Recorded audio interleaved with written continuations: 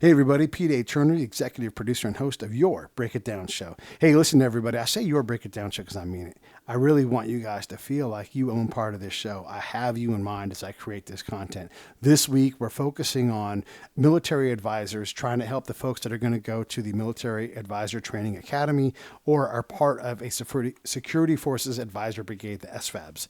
And we're doing this because we're going to symposium in Auburn, Alabama, to talk about how do we make better advisors? How do we get these folks up to speed to do the incredibly challenging job of advising across culture, across language, all these things.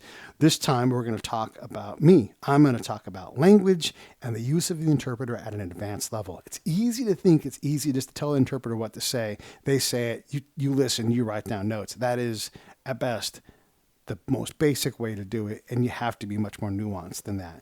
We have to have a better ability, no matter if you're in the military or not. If you're going to speak cross language, you have to have the ability to work an interpreter at an advanced level. And I talk a lot about how to do that, because here's the bottom line.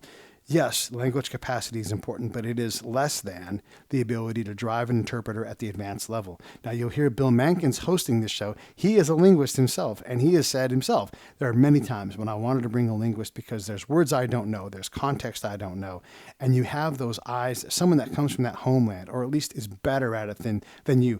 Imagine, if you will, if you're going to go to Germany and you speak German, but there's a person who's from Germany there, or even from Austria or Switzerland, and they're like, you're missing this whole thing right here, this cultural aspect. That's what we're talking about in terms of getting more out of your interpreter, building your relationship from trust. If you can't trust your interpreter, how do you build trust with a partner? That's where we're going, and I hope you guys will appreciate that. Now, look, we don't always do content based upon military advisors. This is a special week, but I know there's a lot of value in what you leaders, what you folks in the corporate world are going to hear, and I hope you guys can all take something from these powerful, powerful field lessons. We did this. We stayed alive by doing it in combat zones, and let me tell you something, that ain't easy to do. So here's today's guest, the incredible mind of Mr. Pete Turner, old Pedro himself. Hey, subscribe to the show. That really helps us out, and I'll talk to you all soon. Here comes Pete. Lions Rock Productions. This is Jay This Moore. is Greg Proops. This is Jordan Harbinger. This is Dexter from The Offspring. This is Nathan This is East. Sebastian Younger. This is Rick This Marotta. is Stuart Copeland. This is Mick Gillette. This is Andy Summers. Hey, this is Skunk Baxter. This is Gabby Reese. This is Rob Bell. Hey, this is John Leon Guerrero. Hey, and this is Pete A. Turner. Hey, this is Pete A. Turner, and you're listening to The Break It Down Show. We're working on these shows for SFABs, and in addition to the regular day-to-day show stuff, and basically SFABs are advisory units for the military, Army specifically, and we're trying to put together a packet of lessons on how to do things that are universal elements of the SFAB mission. So in this case, I'm actually going to be the guest, and I'm going to talk specifically about how to use an interpreter. Language capacity is important for any military member. We should all be working specifically and individually on our own language path. But just to say that you have to have language capacity means that you're going to get one specific thing, Spanish, Russian, German, whatever it's going to be.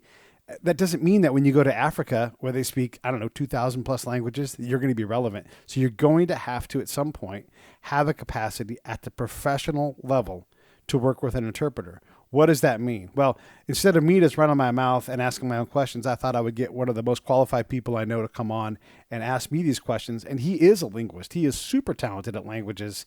So he has to ask me questions because he would just go learn the language. He has that ability. Not everybody has that. And he'll say, oh, I'm not that great at languages. Then ask him how many languages he can communicate in, and you're like, you're a linguist. Anyhow, Bill Mankins, thank you for coming on. And Bill, if you don't know, is one of the most interesting people who's done work in some of the most fascinating places. And I consider him a peer, and I don't have many people that I consider my peers. So, Bill, if that's not praise enough, I think the hell of you, and I love you, and I'm so glad that we've stayed connected over all these years. Yeah, thanks, Pete, for having me on, and I appreciate the feelings mutual. So let's talk using interpreters.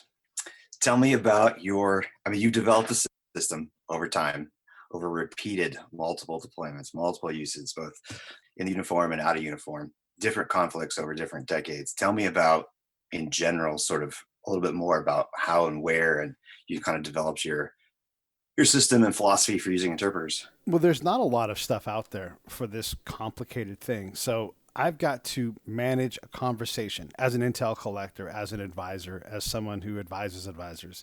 I've got to manage a conversation with someone who speaks a different language, probably has a different religion, probably lives in a lot more distress than I do. There's all these barriers. And so I recognized early on, for whatever reason, that the ability to communicate was vital. And then the videos that I saw were crazy. It was like this Vietnam era stuff where nobody trusted anybody, and then you would yell at the interpreter and say things like, say exactly what I say, don't change any words.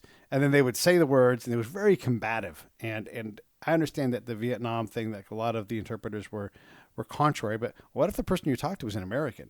What if they lived in America longer than you, even though they're not a citizen, and they're just waiting on packets to come through? And so these were the case. So my first interpreter, who worked with us day in, day out, was this guy. We called him Vegas, but he's a Navy guy, and he spoke Serbo-Croatian. So he is an American. He's a service member. I can't treat him like that. It would be completely and wholly inappropriate. Plus, he's folksy, so he knew how to talk to people and get to things. And so folksy is powerful. If you got someone who's folksy, you know, like, okay, let's focus on that strength. And so we would pre-plan our missions, and we would back brief, and we would talk about what we did, what did and didn't work, and we all learned together like a team. And so I was very fortunate to have that environment instead of having this very command-driven, linear thing. Because the conversations in our world, where you have to have these long, drawn-out conversations about things that may not even matter, you know, you need time to ask a better question. You need time to savor what's been said, and having an interpreter helps you to actually have a higher quality. It gives you a reason to have a longer conversation, which allows you to have a higher quality conversation. Yeah, that's powerful. So in managing the conversation, you know, if we look at that, we'll dive into that for just a second. You hit a couple things there. We're going to come back to preparation, sort of the back brief at the end, or AARs, how you manage the conversation in general, the fact that this guy was an American. So let's dive into one aspect of this, and let's talk about just preparation. So what are some things in the preparation part that before you even get to the site, before you even get to the place where the interaction's going, whether it's a planned interaction or it's just you're going out on patrol and there's no particular interaction plan, but you know the mission has a purpose in general. So talk through how you interact with that interpreter ahead of time to get them up to speed. So one of the things, all of these things require a lot of work. This is not just show up and do work, right? You have to be prepared. So before I even get to the interpreter part, understand that I understand specifically about the commander's intent and what actually, look, the commander says, I wonder why is not intent. That's just a question. It could be hypothetical. So I work on trying to distill, what am I really trying to find out? And I build question sets for those things. So I don't know what I'm going to encounter. Am I going to encounter a doctor, a nurse, a farmer, a businessman? Am I going to encounter a combatant, or just, a guy that's just standing on the corner in a chai shop? I don't know what I'm going to get. So I need to have I call them magazines of questions. So I'm trying, understanding the overall requirements for information that are out there. I've got that in my mind. And then I've got question flows that lead to those questions where they naturally say, whatever it is that they're saying. I'm prepared. I've designed these questions. So when I build a question set, I start with the main question: where are the bombs? Where are the bad people? Where is the black market? What is sold in the black? All these questions that would normally be asked in a vacuum, you can't ask them directly. You have to ask 7 questions before that, and then you find out through the question tree where you end up, and you end up usually somewhere else. And then I change magazines and slap it in, and I ask the farmer question, because it turns out this guy at the chai shop is actually a farmer, and we find out more about this guy. So all of that work has to be done in advance. So I understand the questions that I'm going to want to ask. And then I have to explain that craziness to my interpreter and say, here are the things we're going to get into. And as you get a rhythm and as you get good at it, you're going to have some basic questions you ask just to build a baseline, because they're very simple entry-level questions that get people talking. Like, what is the biggest problem that you guys can't solve that the government should be dealing with in this area? And then when they say Makumai, Makukaraba, and all that they talk about bad electricity, bad water, all that stuff, I can then look at my interpreter and say the words, and then I could go, oh, and I wave my head around and I go, I get it. electricity and water, everybody says that. Tell me one simple thing that we could fix tomorrow that's not water and electricity. And I don't have to say any of that stuff because I've already worked with my interpreter. So he goes, yeah, we hear that all the time. Obviously, that's important. Give me something that we could maybe fix today, that we could go to the government and fix. And when they say there is no help from the government, now I'm in a different stream of questions talking about their connection to the government. But my interpreter does almost all of that work because I've prepped them properly. So when you take, for those that don't know, your CCIRs, your Commander's Critical Intelligence or Information Requirements, and your PIRs, your Priority Intelligence Requirements, and you have that because a lot of those are sort of, some of those are secret and some of them are not, right? The intent in general is usually not a secret thing. Like, we're here for a very clear intention to do a very clear thing. The information requirements, some of those might be more concealed or not, or some aspects of that may or may not be, but most of that's pretty open and known. So what I heard you say was you go and take this list of questions that are based off the commander's intent, and then you develop those and form them into a series or kind of pattern, an algorithm of questions or thought that you may be able to go through as conversations pivot. So how do you, let's talk about, you said you explained some of these things earlier to the interpreter, so he knows this, of course, takes a lot of trust. Mm-hmm. You know, I guess we'll break this into two things. You've got interpreters who have various levels of clearance or don't. And how do you prep at the beginning when you talk to them about what's going on and the purpose of a given mission or the information that you're trying to get through? What are some principles that you can tell us that there are ways that you think about including and building trust with that interpreter so that they not only understand your intent, but you understand each other so that they know they're not going to blow or say something, they shouldn't be saying? Well, this will sound strange, but it shouldn't. I don't do any work with them at first. I say, let's go to the chow hall. Let's get cookies. Let's get some coffee. Let's get some whatever, and let's talk. And I build rapport with that person. And when I say build rapport, I'm not just saying the words build rapport.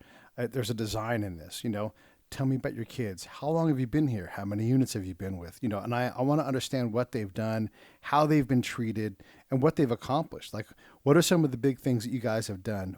How has the command treated you in the past? Because I want to know if this person is cynical. Are they fired up? Or, because they're always going to say, oh, Mr. Pete, anything you want. Like, I don't want that. I don't want a subservient partner. I want a partner. And so I try to understand who they are so the better I can understand where they're at and how their brain works, the more easily I can adapt. And then I ask them the questions. And the question I'm trying to find out is, are they folksy? Are they able to have a conversation? Are they persuasive? And if they're not, that's fine. I can just approach that problem set from a different angle. But let's say these guys kind of self-select in. You don't go on patrols all the time because you're not good at talking, for the most part. Yes, there are terrible interpreters. We're not talking about that. That's a different problem set. So you got these guys that are like, I would rather go out than be in an office all day. And those are the guys that I tended to get. So we'll go with that premise that for the most part, you're going to encounter those kind of folks. And so if they want to go out every day, like what the last unit or the unit before that or the unit before that, or if they're new, okay, great. What do you want to get out of this that you maybe didn't get before? Or what do you want to get out of this whole thing? Like, how do you want to contribute? I just want to talk for you. Okay, great.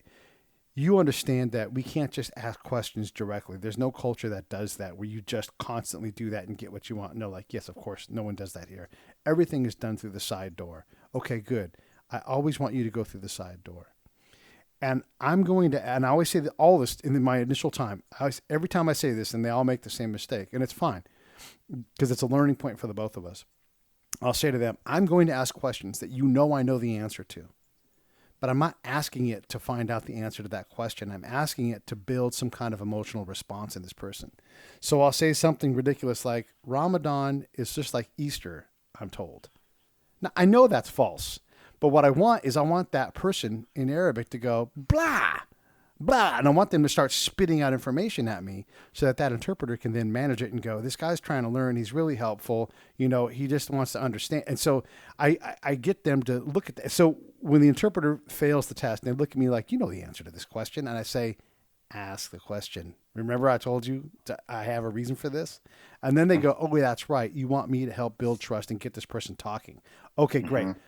And so that primes it, and that gets that person. The person can't help, but I could do this to you right now, Bill. I could ask you, and I know you could do it to me too. I could ask you a question that you are forced to respond to.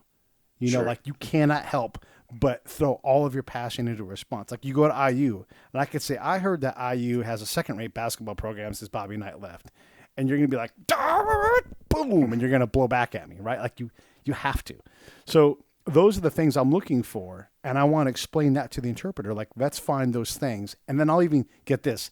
I'll ask them, what are some things that we can say to these people where they're just compelled? They cannot shut up about it. It doesn't have to be about secrets. Just get them talking. How do we do that? And then I shut up and I listen to what my interpreter has to say. Wow, there's a lot there. As always. Let me go back to building a report for a second, Okay. And touch on that. So when you're looking and you're trying to feel out your interpreter, depending on where you are, you may have and the context that you're there, you may have one interpreter assigned. You may have a bullpen, right, of ready to go. You've got a lot of things going on here. We're talking particularly about interpretation on this deal, but in that pin, you might have some people that are better or more suited, as you said, introverts, or they're not very folksy. They don't really, they're not good at talking with people and like creating connections. So those person might be assigned to do more translations of, say, pocket litter or other documents and whatnot. So you've got your person, you've got them picked out, you're working with them.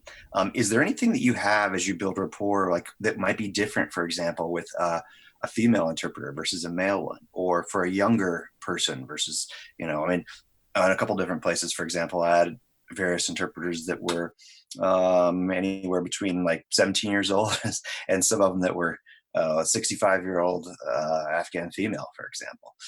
We used them in very different ways, I'm sure. So when you talk about just the rapport building part and then about how you use them, what's your strategy for getting to know them and who they are and what they're about, how they feel, where they are in the political, the religious thing of, I'm this Shia person and I'm interpreting while talking to a Sunni group or whatever the context may be, Catholic, right. Protestant, Anyway, so, go ahead. So I'll say this. First off, I'm always ready to go out on patrol, right? If the commander says we're going right now, I don't go, but wait, I just got here. I drop my shit where it is, and I go on the fucking patrol. So that's all covered in that, right? So if I haven't had time to prep my interpreter, we go out and we come back and we'll prep next time. So so again, get this. I talk to my interpreter like a real person, and I say to that female, to that young kid, I always say this. Nobody is going to outwork me on this camp. Between prep, the mission, writing up the report, and then, getting ready for the next day, I'm going to work a lot of hours. I don't want you to have to work that many hours, but when it's time to go out, you have to always be ready to go out. Mm-hmm. And if there's some problem, if there's some limiting factor, and I didn't learn this till later on, like you are Islamic. You can't always eat what's at a remote outpost. I have to make sure that I account for that for you because you have my interpreter had no ability to do that for himself. So I have to go to the command and say, I need to make sure that there are Islamic appropriate rations out here because this guy's only had fucking salad for 3 weeks, Yeah. So you say that, like, what food provisions do we need to make sure we have? Because I am going to work the shit out of you. I'm going to be right there with you, and I'm going to actually outwork you. So know that that's going in. If you don't want to do that, man, that is fine. There are no hard feelings. I will take you back into the bullpen, and you can go work something else. But if you want to go out and do the most interesting work where you can contribute the most, you come out with me, and you're going to have a chance to really make a difference. You're really going to do incredible things. And so the ones that want to do that, they sign up for that. But again, I'm treating them like a regular person. So if they're 17, they're gung-ho. I'm like, you're going to be gung-ho. What I need you to be is smart. You're a lady.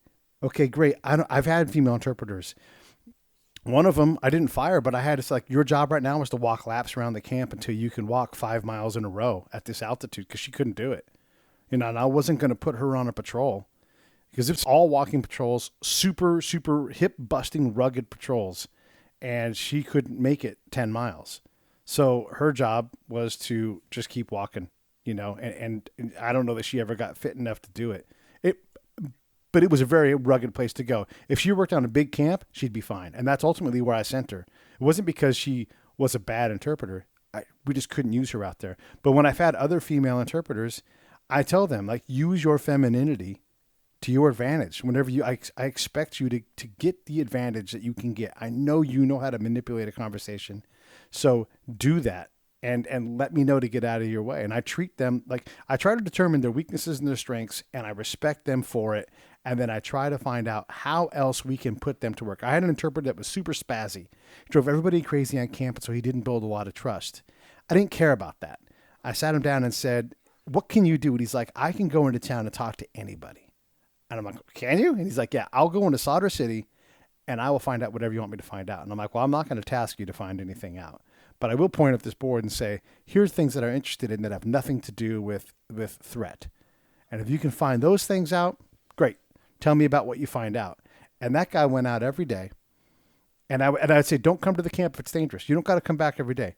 Fill a notebook full of notes, come back when it's safe, and don't get killed. Because it was super dangerous doing what he did. But that guy got me such great stuff. And everybody's like, where are you getting all this information from? And I'm like, I've got a guy that goes into town. He works for us.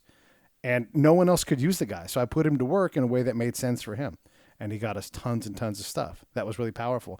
And not any more dangerous than it would have been otherwise. He would go into a park in Solder City and drink openly because there's people in Solder City that still drink, So we sat next to those guys and we get drunk and talk in the park. That is me using an interpreter in a way that is not taught. Well, there is no interpreter school. So that's not taught. But I took a guy that was not going to be used and was going to be a problem on camp because he was fidgety. And you don't want fidgety people on a COP or a FOB or any of those kind of places. So I put him to work in a way that made sense. Mm-hmm.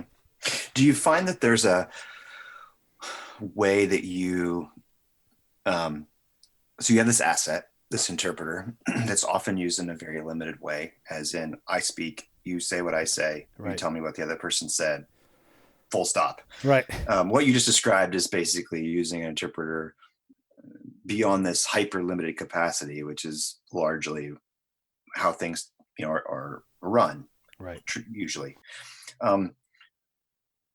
When you think about how you can use that asset and maximize their ability, one of the things that I found, and I'd love for you to talk about this a little bit because I know you did too, over the years, is depending on whether they are an American citizen who speaks the language fluently and where they or how they learned it, and or whether they were from that country and never left, or if they were from that country and then came to the United States years later, largely determines not only their capacity of knowing the specific language, right, but it determines their capacity of knowing the culture and the context of the given place. Yeah. And so I found personally that I could use my interpreter not only when I did use them, because I would use them even if I'm speak the language fluently, I would still use them because there's times and places where I didn't want someone to know that I spoke or didn't speak, right, or I didn't speak well enough with the context of the specific specialty thing we're talking about, right?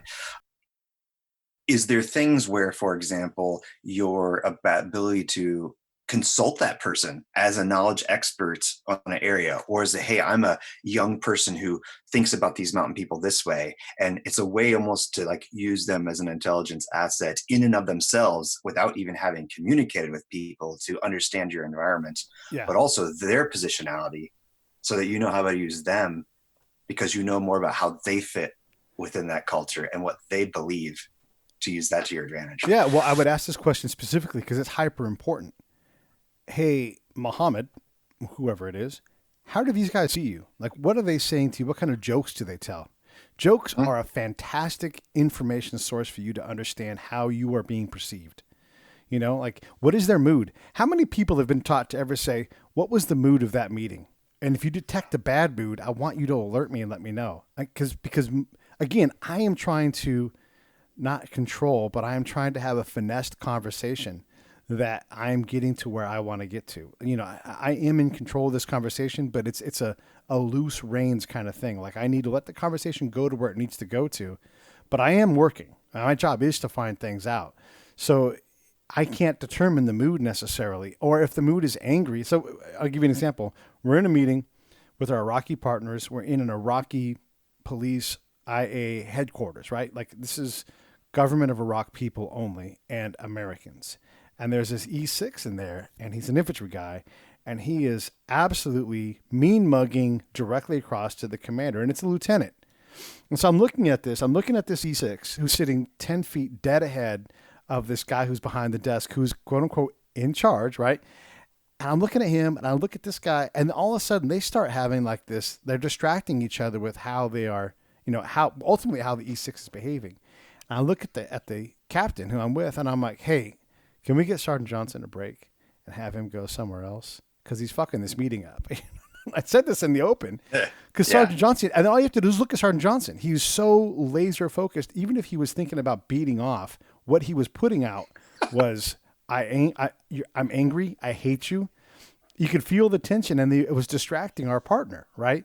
And so the captain realized, he said, hey, Johnson, go get some air, and we didn't need him in that tiny ass little room anyhow. Go do something else, but that mood thing is so important. And if you have an interpreter and you take the time to understand, like, I want you to tell me what's going on culturally. I want you to work the room. I want you to tell me what you see and experience, even if you don't know why, so I can help us figure this out, and take a time out mid-conversation and and say something. It's all right. There's plenty of things that are being said that no one understands anyhow, so understanding what has to happen in that room and what sets the conditions for you to have a good meeting is, I would say, it's foundational. It's so much more important than going there with your commander's objective in mind. That's actually, honestly, the least of my concern when I go in there.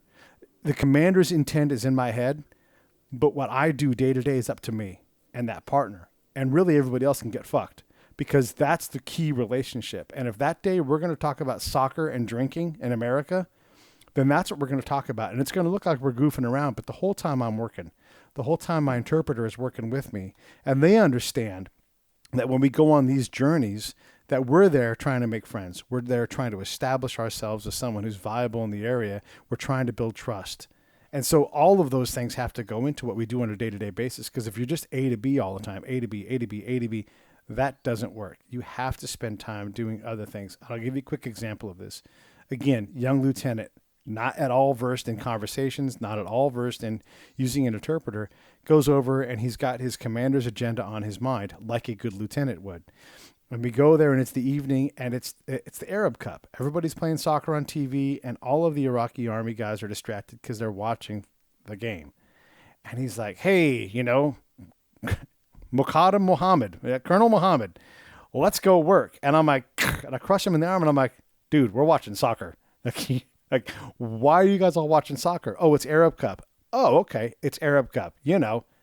All of this country's soccer teams are playing for, this is like the Super Bowl. The Super Bowl. Yeah, for sure. So our job tonight is rapport building and building trust. And that lieutenant got a great lesson in that he's like, oh, we don't have to accomplish every single mission every single time. Sometimes there's more important things. So those are the things that you need an interpreter there to help you realize, because I can look on the TV and see Arab Cup, but maybe they sense something from their cultural eye and they're like, hey, something's up here. Oh, it turns out so-and-so's little, and it's happened. So-and-so's little girl was hurt, and he's not in this room, but it's put a pall over the entire meeting. And so maybe that's the day you scrub the meeting and say, hey, man, let's just do this another day. Or you take the time to say, something's up. I don't sense a good vibe. And then they'll say, oh, well, because they know that I don't know. So they're like, so-and-so's daughter was hit by a car and she's really messed up, and we're hoping that she'll pull through. It seems to be okay, but we're all just really down. Like, do you want to do this meeting today, or should we just, there'll be plenty of meetings, so can we come back tomorrow? And then you let them decide. But the interpreter enabled me to do that because I had no idea. Yeah, that's powerful. And that's not something I said, you will say what I say. It's like, hey, I want you paying attention. Go be social, talk, let me know what's going on. Interpret the room for me. Interpret the culture for me. Interpret the conversations. Interpret the past for me. I'm going to tell you another story. Here's the power of an interpreter. And everybody who's listening to this show, if you haven't listened to our Night Train episode, I will put it in the show notes so you can listen to it. But Night Train was my interpreter, and he constantly graduated up to the colonel's interpreter. So new unit would rotate in, and he would be ignored and forgotten because he wasn't the colonel's interpreter. And within 3 or 4 weeks, he would be the colonel's interpreter. So one of the lessons that we learned was at one point, the Iraqi general drove over to our camp, just a mile away, not that big of a deal. And it's 100 billion degrees outside. And they had that general sit outside that camp for hours in the heat. And I was like, oh boy. And I heard about this several times. And I had conversations with that general offline about this as I try to deal with this significant barrier. Imagine if General Petraeus showed up to an American camp or an Iraqi camp and was frozen outside in the heat in his Humvee. And I'm going to say this for our audience who aren't military members. Here's how this goes the other direction. During the same era, and this commander is an awesome commander. He was great. Infantry commander. He's in his MRAP, and there's all kinds of fuckery around the gate. There's MRAPs everywhere, and there's cars coming in, cars going out, and there's just entirely too much going on. The colonel gets on the battalion net and says, whoever's in my way better get the fuck out of my way. I'm leaving the camp. And guess what happened? Everybody got the fuck out of the way. All the fuckery instantly stopped. They made make a goddamn hole, and they did. Yeah. And on the other side, in this other incident, the Iraqi general was left to cook in the car for 3 hours outside. Hey, this is Pete A. Turner from Lions Rock Productions. We create podcasts around here. And if you, your brand, or your company want to figure out how to do a podcast, just talk to me. I'll give you the advice on the right gear, the best plan, and show you how to take a podcast that makes sense for you, that's sustainable, that's scalable, and fun. Hit me up at pete@breakitdownshow.com. Let me help. I want to hear about it. The Iraqi general was left to cook in the car for 3 hours outside, insulted, pissed off, hot, and he held that against every commander afterwards. And only the interpreter and I knew that was the case. And so, we would say, this is a significant thing. And we worked to deflate it, and we actually made it funny eventually to that general. But he still held it against those commanders. And if they didn't acknowledge that past mistake and adjust, and I said, what you have to do is you have to invite this guy in your camp, and you treat him like the general that he is. And all the colonels get that. But that doesn't happen if you don't deal with your interpreter in a way that makes sense and say, hey, what's happened in the past? What have we screwed up? How has this partnership evolved? Who's been good at it? Who's been bad at it? Who can we talk about? So that let them interpret the past for you. And if you don't do that, you're a fool. So that kind of leads a good segue into another sub conversation that's a little bit touchy, but we're going to go there, is about the green on blue kind of incidences. So specific to SFABI kind of things, and when you're training, working with partner coalition groups or any indigenous group, you have so in the context, right, you've got a place where usually or often the culture is insanely foreign, and so you don't know that much about it. And depending on the context, whether it's in a war or not, you could have a little bit of trust or a lot of trust or no trust.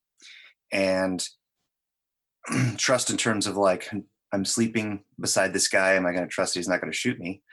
There are various levels of context. I think sometimes people don't realize how intimate some of these living situations or traveling situations are.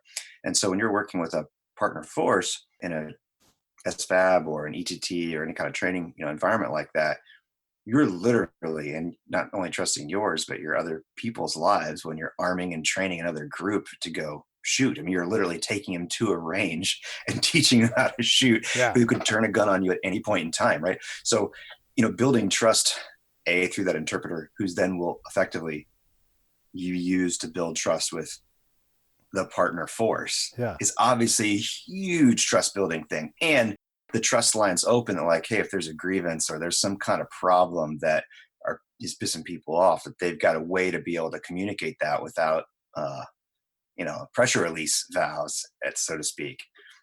Have you ever, had interpreters, because you brought that up about basically them stating when there's been a problem that needs to be addressed at the general level? That's one thing, right? Because commanders will oftentimes listen to that once they realize it, because it's a big shot. Yeah. But when it's some country bumpkin like E2 who's got a grievance, in the Afghan army and they're pissed off because of XYZ, Yeah. or some Afghan, or some Iraqi, or you name it, some Nigerian soldier who's from the middle of nowhere that's so low ranking that no one gives a shit in his own country, much less our own.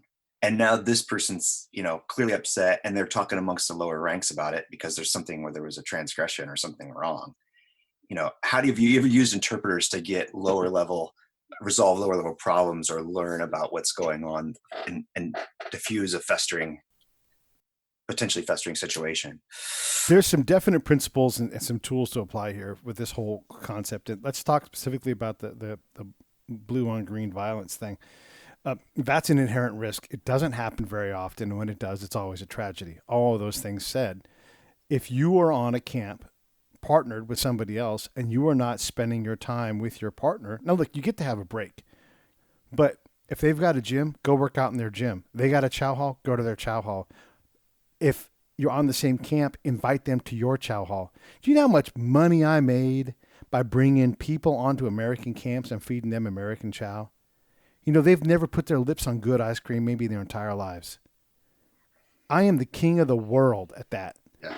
Hey, tell these guys you're going to come to the camp. And before that person comes to the camp, with the general lesson in my head, I go to the gate and I'm like, I'm going to be bringing some VIPs on, and you guys aren't going to search them. Who do I need to talk to so that you don't get in trouble for when I do this? Because we're going to do it legitimately. And that E5's like, can't bring anybody on without searching. Like, I understand. And if I need to start at the boss, I will. I just want to give you a chance as an NCO to get this squared away with me. This is something I always do. I'm going to do it. It's going to happen. So either you can help me or I'll just go do it, and you'll get told to do it. If you'd like, I will do this with you. And usually the E5s are cool. And they're like, I got what you're saying. I don't know who you are. You got a beard. I'm going to do what you say. So, talk to Sergeant so-and-so. And I talk to Sergeant so-and-so. Next thing you know, I'm talking to the captain that's in ops. And they're like, yeah, Pete, whatever you want to do. And then I start to bring these guys on the camp, and it changes the entire dynamic of the relationship. But all of that stuff is created through my interpreter because I've built trust with them, and I'm like, use your phone, call these guys, set an appointment, find out when they can come on. We never tell them when they're going to meet. We always work on their schedule. Now, there's exceptions to that, of course, but that whole thing is how you try to reduce blue on green. I've been in a meeting that the Taliban called because they wanted us to look at me and decide, yes, no, blow that guy up, right? And I walked out with that. And I didn't know this. This was Rich Leday and I. But we walked out, and we found out later on that the Taliban called this meeting specifically, almost by name, tasked us to be there. The Afghans delivered us, and the Taliban guys were like, those guys are all right. Why? Because of how we handled things. We didn't dominate everybody in the room. Partners have to be humble, and you have to be humble to work an interpreter well. You're asking this person to do a lot of work for you, and it's complex work. It's like you come out and you're mentally exhausted from all the stuff that we do. So when we try to deal with green on blue, blue on green problems, we need to be as uncomfortable as we can culturally. So we know that we're in an area of where we're growing culturally and we're interacting with our partner in a way that hopefully is productive. We're being humble. We're looking for that miscomfort that cross culture brings. And I'm saying miscomfort purposefully. It's not a lack of comfort. It's just it's like when you get used to working out and like you want that soreness in your body, that's miscomfort because you're growing. You're looking for that culturally, and an interpreter can help with that. They can help you understand, how things work. And look, this is kind of the cultural part, but this is part of every episode. You don't have to master. You never try to out Iraq and Iraqi. You never try to out whatever that person is. You just try to understand who they are, what they do, and why they do it. So one of my interpreters was called the Kuwaiti to the Iraqis around him. And I could hear them say, El Kuwaiti. And I'm like, why do they call you that? And he's like, this is kind of this fun game we play. They know I'm from Kuwait, so they say I'm really Iraqi. And they had a repartee with that. And so I'm like, encourage that. I want you to, when you guys go on that, I want you to hit back. I want you to be funny with them. And they're like, really? I can do that? I had to give the guy permission to have a repartee. Yeah. And I'm like, I want you to do that. I want you to do that. And I want you to bring me in when it's normal to do so. Don't inject me, but just go, and this guy's from Florida or this guy's from, whatever you want to say, but be truthful about who I am and what I do and have fun at my expense so we can laugh, Yeah. And get your partner to laugh. If you can get your partner to go through several different emotions reliably, if you can make them laugh, if you can make them contemplate, if you can, make them cry, you are really creating an actual relationship with this person where there's some value in it beyond just, what your commander wants you to do. So I hope that answers your bigger question, but that's how I approach a green on blue, blue on green thing, is that I try to be as accessible to those guys and respectful as them. I try to knock down the walls so that if they do decide to kill me, they go, we love Pete. We're going to kill him, but we love that guy. I want them to know my name. I know I'm winning with the Americans and with the partners when they say, there's Pete. They don't say Mr. Pete. They don't say Turner or Mr. Turner. They say Pete. And that's my KPI. That's where I want to hear is, are they using my first name? Do you have, in the way to pivot for a slight second on the technique that you use when you're talking, time-wise, talking over, how much do you use, or when do you use the, I'm going to say something, you're going to translate, they translate, and it's literally like sentence for sentence or paragraphs for paragraph, versus I'm going to tell you just what I want, you freestyle and let me know when you got that through. Well, early on, there's more of that, tit for tat. There's more of that. But early on in terms of the relationship with the interpreter? With me and the interpreter. Once we get there, and if they say, and all they got to do is just give me a look, give me a sign. If they say, give me some time, I shut the fuck up. I write notes in my book. I try to listen to what they're saying because I understand some of what they're saying, especially if the conversation's in a stream of words that I understand. But I shut up and I get out of the way if they think they sense something and they want to go after it. I don't need to control that part of the conversation. Bill, I already have.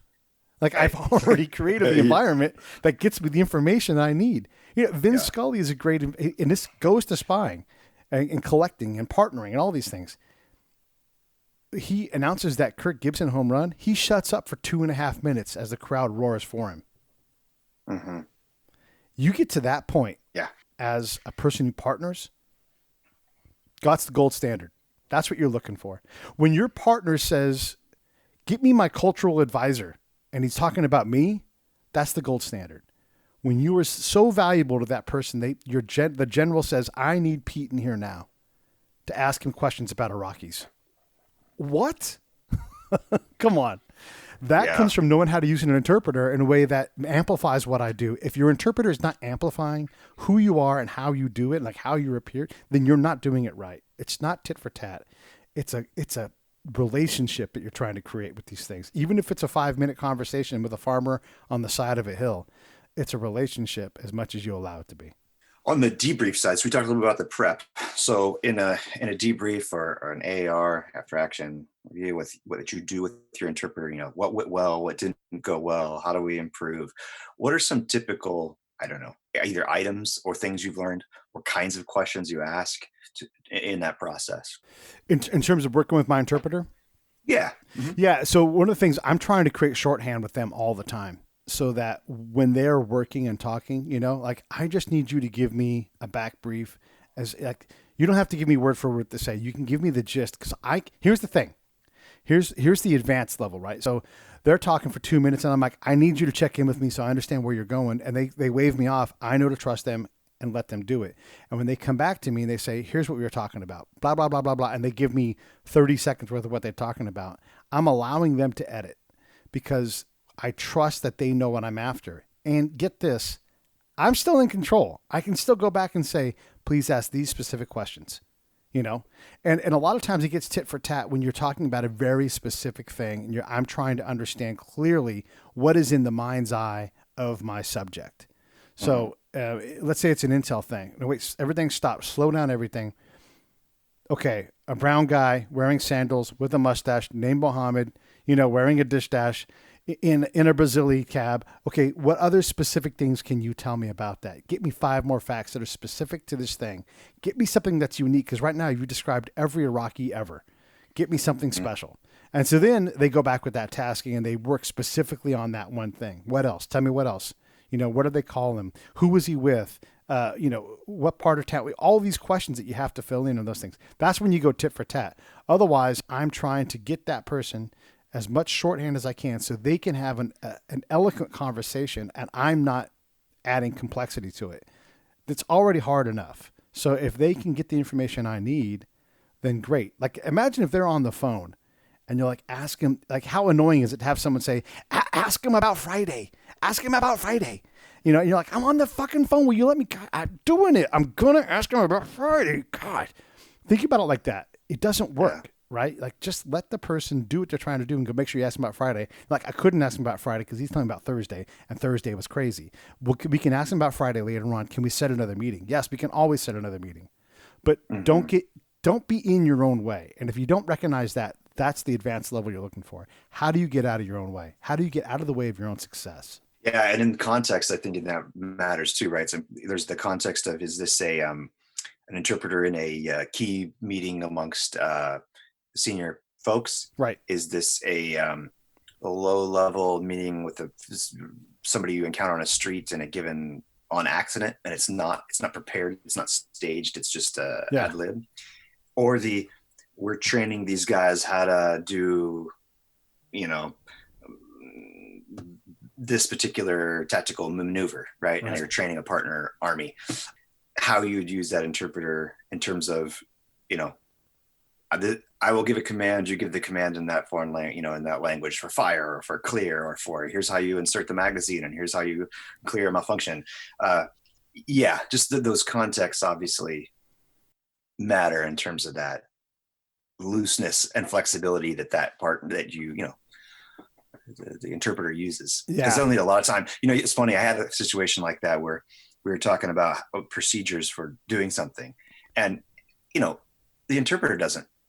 Even if I said these technical words, like they don't know the words in English, for example, of how do you, when you talk about clearing a malfunction, like malfunction is not easy. It's not it's not one of the first 3,000 words you learn in English, for example. So a trajectory, another one, right? Mm-hmm. So a lot of, there's a couple of times when they would say, okay, just give me a second and I'll work through this. And then I'll have them demonstrate it and make sure that's right. And then we would go. Sometimes those interesting questions, like we learned how to say, 8 different kinds of shovel in Pashto. Because there's a spud shovel, there's a flat blade shovel, there's a clamshell, whatever, right? And so we would take that moment to go, hang on, wait, hold on. We're always curious about this. What kind of shovel is that? What do you call that in Pashto? And then we'll tell you what we call it in English, And so it took that moment, that tension, and it deflated it a little bit. And we always use that tool to create an opportunity for humanity to creep into this human exchange, because it's very easy to get hyper locked in. We're really bad at this where, okay, our interpreter's interpreting what we say. We're here to accomplish A and B. And you don't realize that the actual thing you could have accomplished was pumpkin, because you're so focused on A, B, and C on your list.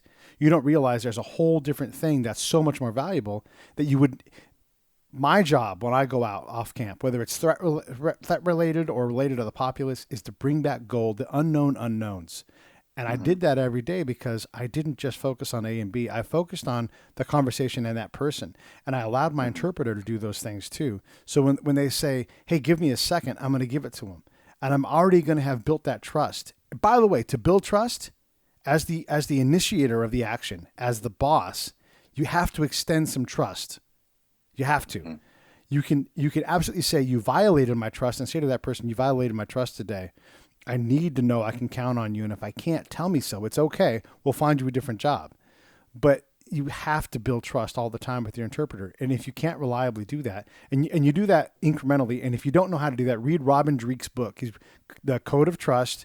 And then he's got another book that talks about like predicting human behavior. He's a counterintelligence guy, and his stuff is awesome. If you have a mastery of that, you'll get why we do these things, because we're not focused on our own need. We're focused on that person that we're engaging with, and what do we do for their well-being and their care. I'm going to partner with you. Okay, great. They didn't get to pick that. You're partnering. You have to make sure you're not partnering through them and on them, right? I am your partner. You've learned a lot of things from us. What are you good at? This is something that partners don't do. What are you good at? What have you had enough of? What are you guys sick of? What do you need help with? What do you want more of? And you really make like an array of things like, what do you not know? Can I bring some of these things in? And you work that again through your interpreter. You say, I want to find out what bugs this guy. Look, I've been on a lot of patrols. We have done a sand table for one of them out of 1,000. And we only did that because the sergeant major was there, right? So why the fuck do we keep teaching Iraqis and Afghans and Africans sand table drills when we don't do them ourselves? Here we are not practicing what we preach, right? And so you talk to your partner and you say, where do you specifically need help? I need help with my hire. Okay, what are you going to do about that? Now you have to engage vertically, or maybe you have to engage laterally. If you don't think spherically in these kind of situations, because a lot of what if you work with a governor and you're trying to help build governance capacity, understand where they're limited, and this is a critical thing in terms of using an interpreter. You need to understand through your interpreter who that person is. And good chance if they've worked with Americans for a long time, all they've been is dominated. So how do you get out of that way of that and allow that person to emerge into the person you want them to be? If you don't pre-plan that with an interpreter, you will fail at that. Yeah, that's exactly right. When we're getting running, I know, on time here, so this will probably be one of the last questions I ask you. But if you think about the partner force, in this case with SVABs and training, or in the war, you're developing partner capacity and trying to get it so you can actually, leave, right? You basically have two kinds of things. You're either going to be colonial and you're going to stay and run, yeah, or you're going to develop capacity and split. So when the objective is to build up the other to the point where they are taking over and maintaining, one of the things that I've found anyway is, part of the key thing is identifying in the host entity, host culture, whether it's host government or host population or host whatever, right. That kind of person who is effectively your own kind of opposite, meaning this person has the capacity to understand society and context and can be the person who can inform you about what's going on because they have a broad perspective. Whereas a lot of times if you work with your interpreter and you get stuck dealing with so-and-so because so-and-so is assigned, as your counterpart or whatever, but they might not, and you may need to deal with them, but they might not be like the person who can really get you the pulse. I guess the question is, how do you work with an interpreter? How do you explain to that interpreter the kind of person and kind of relationship you're trying to build so they can help you identify amongst a group of unknowns which people are like, yeah, that's the person, even if they can give you the information that can help you understand, even if they're not the person with positional authority, but they're the person with the knowledge authority and the desire to communicate and partner. Yeah. It reminds me on this. So it's funny. There's a old movie, Dances with Wolves. Kevin Costner's out there and he's trying to understand. And then most of the tribe wants to kill them, right? Because he's a soldier, number one, and number two, he's sort of out there. And then there's this one older kind of member of the tribe who kind of takes him under his wing and decides to teach him about themselves. Mm-hmm. And he's also then curious, right, about the Americans and their culture. Yeah. And it's only because these two curious people who are somewhat open-minded and curious that the information can flow. Yeah. It can even work to begin with. Yeah, I mean, that's Game of Thrones, same thing too with the people north of the wall. You needed that partnership to come through, and there was a lot of animus there, on both sides. So you had to have people that were allowing other people just to be who they are. Anytime I have a question on something I'm trying to accomplish with my partner, if I'm a pro using my interpreter, which I am, I start with them, especially if they've been there longer than me, especially if they're from there. Here's what I'm trying to get to. I'm trying to get to a better relationship with this person. How do I build trust with them? How would you suggest? And because you respect this person and you they want to do a good job, allow them some input. And then you don't have to take their advice. You can say, man, I'm going to try this, but hold me accountable. If it's not working, let's try your way and allow someone else's way to be, because here's how culture works. There is a path, and Americans want to just go straight through. We want to get to the source right away. But quite often there's a path that has ice cream on it and love and happiness. And it's a lot easier of a path. It may not seem like it's as direct, but it is the better path. And so the person that has the stronger cultural compass is probably going to find that path more often. And really, because we suck at being too dominant in relationships and too dominant with our interpreters, if you sense that you're being dominant, you are probably not working at the pro level. And I'll go so far as to say, I would encourage you, the second you sense your ego or your commander's needs going into a conversation, or your A to B nature, because we're military people and that's how we think, you should stop yourself right there and say, how do I do this more elegantly? How do I do this more humbly? How do I ask my interpreter, how do we accomplish this thing? And should we accomplish this thing? And when should we accomplish this thing? How do you make yourself so small in that conversation that, you know, they beg you to get bigger? Please, we want to hear from you. When I'm advising commanders, for a long time ago, I learned this lesson. I don't give advice. And I tell them, I'm not going to give you advice. I'm not going to tell you how to do things. You're the commander. You know how to do it. And I make them insist upon it. And I'm like, I'm not going to do it. They're like, I insist. I need your help. Tell me what you think. And I'm like, the staff hates it when I do this. Every unit, over and over again, they hate that. And then they say, fuck the staff. I own the staff. Tell me what you think. Now I've got their buy-in. You know, and that's what you're looking for from your partner. You have to communicate that through an interpreter. And if you can't do that through your interpreter, then your work starts right there with the interpreter. How do we get this person so passionate about what we're trying to do for them? You know, that they want to do this with us. And by the way, they have a plan. Your partner has a plan. The only way to get that plan out of them is to work with your interpreter and say, I want to divine this person's plan so I can get behind it and get it provisioned as appropriate. Don't over provision, under provision. Make them say, I need this help from you. And it's going to be smaller things than what you might expect, because they want to, if you've done your job through your interpreter and you've worked with your partner and you allow them to come out of their shell because you haven't dominated them, they'll say, get out of my way. All I need from you is that garbage over there that you're going to burn anyhow. And I need access to this guy, Mike, over here, because I like that guy. He has video games and I want to play video games at night to blow off steam. Okay, I can give you garbage and Mike. That's fine. And that's real shit. Those things have happened. Yeah. We traded parachutes for services and we gave them to the governor and said, whatever you want to do with these things, man, they're yours now. You know? And so the governor would look at the people and say, I got the Army to give me these parachutes so that you guys can use them. Which family needs them the most? And watch the Afghans go and self-organize as a community with the governor's guidance. Holy shit. That's only possible through an interpreter. If you are creating, because just as you pointed out, there's no formal school for using interpreters. You know, obviously, like anything, there's a time to build truly mastery. But from a basic level, like this is what you would need to do to be what's the word? Base proficiency. Okay. So base proficiency in that only. What, you know, how would you? Is that a week? Is that a couple days? What does that look like in a schoolhouse environment to add to an existing curriculum or make as a second separate specialized curriculum? I would say a 2-week residence course, which will sound crazy to people, and that's why I want to say that. But I would want to work on a variety of skills. One, how to build trust. And we pull out this book from Robin Dreeke, you know, The Code of Trust and Sizing People Up.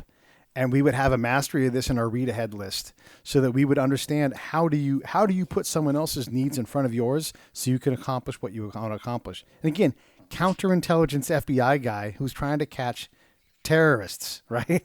So this guy was very successful, has a whole career of that. Have a command of some of these books and then go in and start working on that. How do you build trust? And then, you know, you go through a whole POI and exercise focused and work on these skills. Then work on recognizing your ego, work on recognizing cultural paths, work on all of those things so that you then, on the second week, can start to bring an interpreter in. Okay, now you know your mission. You know, you have, partner mission X. Okay, here's your interpreter. Go ahead and start to establish rapport and trust with this person. You know, and you go through that field problem work every day, fishbowl type thing. What did he do that established? When did you guys think he had rapport? Did he test for it? Simply saying establish rapport is about the dumbest thing you can say. It's not as dumb as going to a foreign language class where they teach you how to say in the native language, do you speak English? That's the dumbest thing that the Army ever does. And it's an absolute waste of 10 minutes of my training time. If you know, sweating is a trade-off for blood, why are you teaching me how to say, do you speak English in any language other than English? You know, don't waste our time with this stuff. So working with that interpreter and building trust is vital. And if you can't do that, and if you can't relay your complicated ass message and mission, then that's where you have to put the work in. And then you do that in a fishbowl. What could they have said to build rapport there? Did they have it? Did they test for it? Did they have trust? You know? And then quit looking at everything through a threat lens. Look at this through a partnership lens. You need to be able to put yourself in the other chair. That's a big exercise to make people do is, okay, I'm going to play the role of your partner. I'm pissed off because the last 4 of you that came through have been dicks to me. And I'm going to treat you like that until you recognize through your interpreter that I'm treating you like a dick. I'm going to be passive aggressive. I'm going to give you all the cultural clues. I'm going to be obvious as hell. I'm going to give you passive aggressive responses. I'm going to give you incompetent responses. I'm going to give you just all of those negative things. And if you don't recognize and start to negotiate that through your interpreter, then you don't get to pass the class. And that's going to take 2 weeks. Yeah. Is there anybody that's doing a component of this that you're aware of or has in the past that's, you know, of the things that are existing right now, is there any place that you've heard of that's doing this? The most Well, competent literature that is out there is in the medical field, because you've got people in crisis and they bring interpreters in to communicate very important things that are often in life and death situations. So there's a lot there. And you know what it doesn't focus on? It doesn't focus on a lack of trust. So if you want to write a doctrine focused on a lack of trust, by all means, knock yourself out. But understand that you're establishing a new ground, that you're trying to establish a relationship with 2 different people that doesn't focus on trust first. That's where I would say, read up on that, be smart on what's there. It's not 100% germane, but it's a Venn diagram. There's a lot of crossover. And if you can competently talk through the skills that it takes to do that job well, and think about this, someone comes in, they speak Arabic and they've been shot, or they have stomach pain. Is there anything more obscure than stomach pain? I have stomach pain. Okay. Arab guy, what's he saying? Stomach pain. Okay. You know, and then you've got to ask questions in a very tactical manner, very fast to determine what's going on with this person and get them through something. And what if they are really like against doctors, like a lot of people are? They don't want to be in the hospital. You know, like you've got a lot to deal with. So plenty of lessons in the medical field. how about on the private side, from the, you know, like Mission Essential and others that have supplied the interpreters themselves? So there's the training of U.S. government personnel to use interpreters, and then there's the training of interpreters, not just how to translate, but how to be. Is there any partnership between those 2 entities that you've observed? Any kind of, like, for example, I don't know, because I haven't heard of this other than a couple units having in the past interpreters assigned before they deployed that went with them. But that was pretty rare because it was to a very specific place that wasn't in a rotation context like Iraq or Afghanistan. And so the chances of that happening were pretty slim. Let me first say, whatever training effect is there, and this applies to all MOSs, all branches deploying, what you all are learning is 5% of what you need to know when you go do this job. You are not learning the skills that are, and I'm saying that because I watch you all come in and I watch the absolute incapacity and lack of preparedness for the mission. We got a battle plan. That battle plan's already irrelevant, and I can tell you 100 stories about that. This is the benefit that I got to see how badly, and I got to be trained a lot too. And I think you and I said this. I think the number for me easily is below 5%. I don't need to learn how to do a 9-line medevac more than I need to learn how to run a conversation. The shit we just talked about is stronger than any block of instruction anybody's received on anything like this. Yet this is the thing they're going to do way more than they call for close air support. You know, so a 9-line medevac, put a thing in the window and say, if there's a lot of trouble and all of a sudden you find yourself on the radio because so much shit has gone down, get on the radio and say, holy shit, a lot of shit has gone down. 9-line medevac is, we need a lot of help, you know? And these are things, it's like teaching me how to say, do you speak English? These abilities to run a conversation through another person is not something you just show up and do in 10 minutes. I know that's the perception. Think about this. If there was a firefight and you were in MOP 4, would you be able to hit anything? No, right? Because we only do FAM fire. Okay, having a conversation is harder. Think about your wife, if she didn't speak, or your loved one, whoever it is, if they didn't speak English and the last 4 lovers treated them like shit, how effective would you be at communicating with that person, getting done what you wanted to get done because your best friend wants you to make her do something? How good would you be at that? If you can't see things from that opposite perspective, then you're obsolete. And if you can't identify those barriers with your interpreter in advance, you're obsolete. You are creating instability. You are not accomplishing your mission. That's a lot. Pete, you've developed this your system for a while, and it's something obviously that we hope the training comes, and that the people that are out there that are able to create these curriculum are able to listen and add to what they're doing. Body language. That's the last thing. Interpreter operations and body language. Is there anything that you work with? Body language in some ways is universal. In others, there's specific cultural body language components about, staring at someone in the eyes or not, or body positioning, about how people sit around a table or don't. That, it was a knowledge or a training block was useful to you, or that you learned from an interpreter or were able to use the interpreter to navigate. Yeah, this is a great question. First off, everybody should read Joe Navarro's work. Again, FBI guy, friend of Robin Dreeks, and he talks a lot about body language. And one of the things he's going to say is, he's done it for years and years and years, and he's not no one gets it all right. There's things that will scream at you that you will be good at reading. There are things that you'll never pick up. But the thing is you're just looking for hints. And then you can test those hints and inferences through your conversation.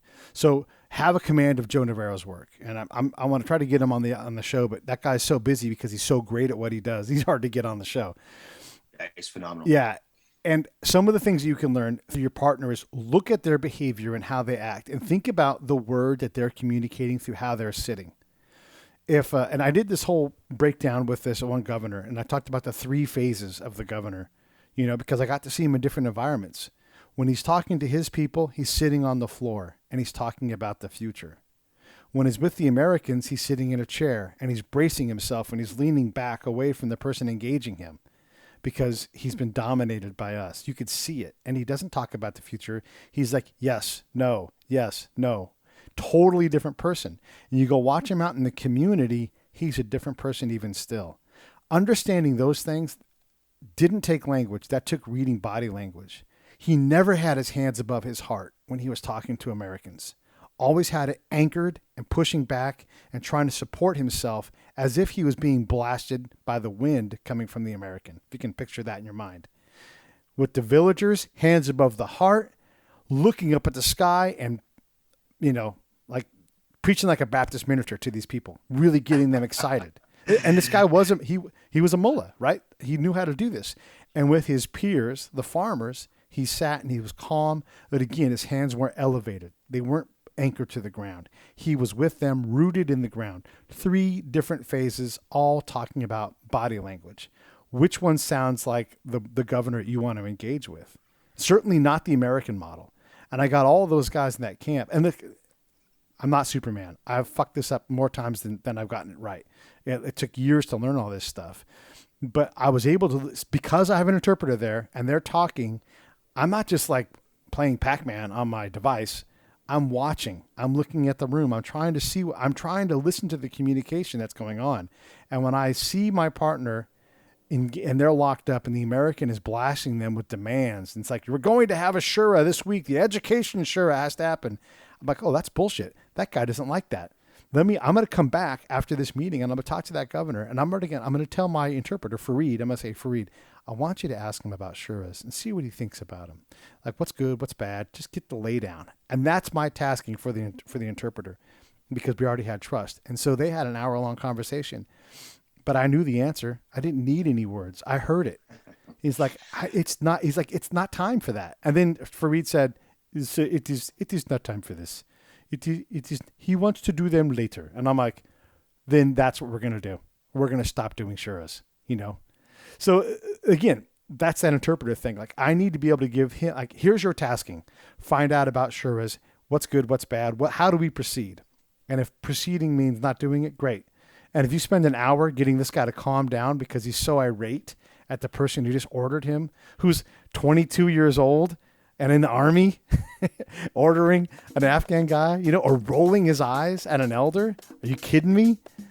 You need an interpreter to fix that. If you don't have a real command of the language, you need an interpreter to fix that.